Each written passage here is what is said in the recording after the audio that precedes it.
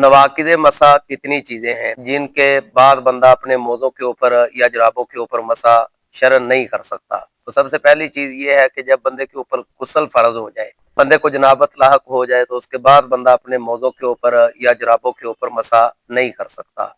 और दूसरी बात, जब बंदे को मसा करते हुए 24 घंटे गुजर जाए तो उसके बाद बंदा अपने मोज़ों के ऊपर मसा नहीं कर सकता। 24 घंटे की रुखसती ही है जो बंदा सफर के अंदर नहीं है उसके लिए।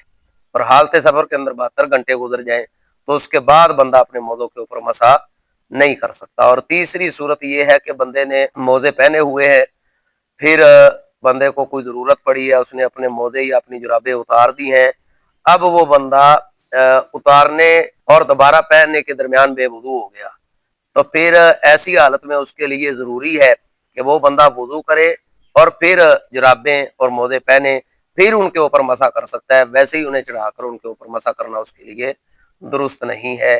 तो इन सूरतों के अंदर जो बंदा भी मसा करता है वो बंदा अपना वुजू और अपनी नमाज ज़ाया कर रहा है। इन्हें खूब याद रखें।